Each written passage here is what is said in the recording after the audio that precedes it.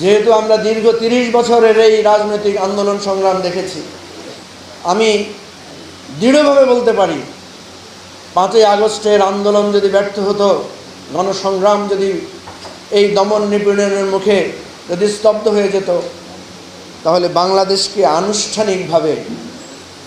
আনুষ্ঠানিকভাবে শেখ রাজ্য বা শেখতন্ত্র, হাসিনার শেখতন্ত্র বা শেখ রাজ্যের বাংলাদেশ ঘোষণা করা হতো। প্রিয় ভাই ও বন্ধুগণ, আজকে যেহেতু এখানে বেশিরভাগ সংবাদকর্মীরা এসেছেন, আমরা জানি আমরা আজকে শুধু সংবাদকর্মীদের জন্য এই অনুষ্ঠানে আমন্ত্রণ জানিয়েছি, অন্য কোনো সাধারণ রাজনৈতিক কর্মীদেরকে আমরা আমন্ত্রণ জানাই নাই। যদিও এই সময়টা অনেক অ্যাসাইনমেন্ট থাকে, অনেক ব্যস্ত থাকে, সেজন্য হয়তো এখনও অনেকে পথে আছেন। আপনারা জানেন, জুলাই গণ অভ্যুত্থানের পরে যে কয়েকটি কমিশন গঠন করা হয়েছিল, তার মধ্যে একটা গুরুত্বপূর্ণ কমিশন ছিল গণমাধ্যম সংস্কার কমিশন। সেই গণমাধ্যম সংস্কার কমিশন গঠনে আমরা এখানে যারা আছি অনেকে অবদান রেখেছিলাম। কিন্তু আফসোসের বিষয় যে সেই কমিশনের কোনো সুপারিশ বাস্তবায়নের মুখ দেখেছে কিনা বা সুপারিশগুলো কতটুকু অগ্রসর হয়েছে সে সম্পর্কে আমরা কোনো কিছুই জানি না। আমি আজকে আপনাদেরকে অনুরোধ করব যে আপনাদের উচিত, গণমাধ্যম কর্মীরা যারা আছেন তারা এটার জন্য একতাবদ্ধ হয়ে আন্দোলন করা, সংগ্রাম করা। আরও একটা দুর্ভাগ্যের বিষয়, 5ই আগস্টের আগে আমরা দেখতাম আমাদের গণমাধ্যম সাংবাদিক ভাই বোনেরা, ওনারা দুই ভাগে বিভক্ত। এক ভাগ হচ্ছে আওয়ামীপন্থী সাংবাদিক, বৃহত্তর আওয়ামীপন্থী সাংবাদিক জগৎ, বাম টাম মিলিয়ে। আরেক ভাগ হচ্ছে অ্যান্টি আওয়ামী লীগ, বৃহত্তর বিভাজন, দুই ভাগ। কিন্তু 5ই আগস্টের পরে আমরা দেখছি সেখানে 3টা ভাগ হয়েছে। তো যে বিএনপিপন্থী সাংবাদিক, জামাতপন্থী সাংবাদিক, আর আওয়ামী গুম সিনিয়র নানা চক্রের আরেক গ্রুপ সাংবাদিক বা কিছু হিজরতকারী সাংবাদিকও আছেন। প্রিয় ভাই বন্ধুগণ, এই যে বিভাজন, একটা অভ্যুত্থানের পরে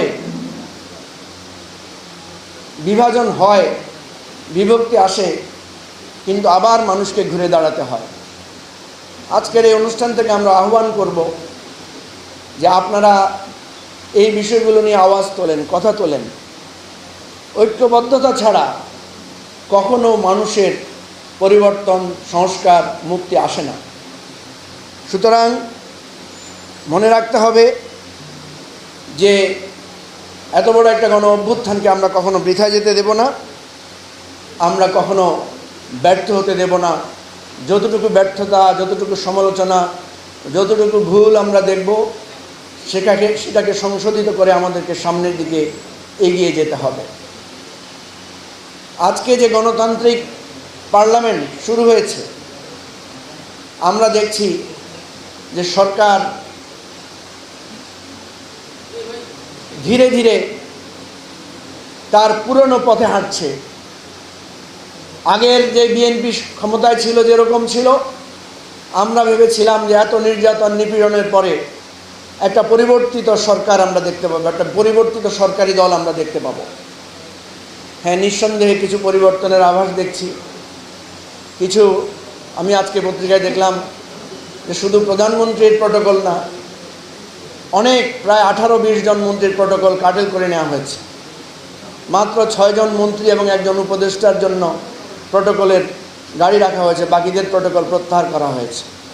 এগুলো সবগুলো ইতিবাচক দিক, কিন্তু আমাদেরকে মনে রাখতে হবে সাধারণ মানুষের যেই আশা আকাঙ্ক্ষা, প্রতিফলন, পরিবর্তন, সেই জায়গাটা আমাদেরকে গুরুত্ব দিতে হবে। আমার যে মা বোন যার গ্যাসের চুলায় আগুন দিতে পারে নাই বলে যে অফিসে যেতে পারে নাই রাইট টাইমে, রাস্তায় জ্যামের কারণে কিংবা লোডশেডিংয়ের কারণে যে গ্রামটি, যে কৃষক খেতে সেচ দিতে পারছেন না, তার অধিকারের কথা কে বলবে? যেই অবিনাশী অবক্ষয় আমাদেরকে কুড়ে কুড়ে খাচ্ছে, কি স্কুল, কি কলেজ, কি মাদ্রাসা, কি মক্তব, কি হোটেল, কোথাও সব জায়গায় এক মানে ভয়ঙ্কর পরিস্থিতি, ভয়ঙ্কর গোপন ক্যামেরার ফাঁদ, ভয়ঙ্কর ধরনের চারিত্রিক অবক্ষয় আমরা লক্ষ্য করছি।